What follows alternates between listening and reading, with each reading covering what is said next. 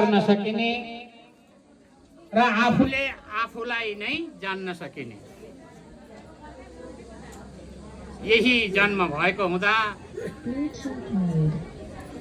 यो मनुष्यको जन्म अत्यन्त दुर्लभ जन्म भनेर हाम्रो शास्त्रले उद्घोष गरेको छ। त्यही अनुरूप आज हाम्रो यहाँ जसका शालिगहरू स्थापना गरियो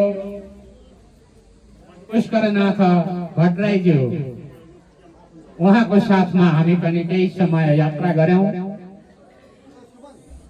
अझै हाम्रो प्रमलिङ गुरु महाराज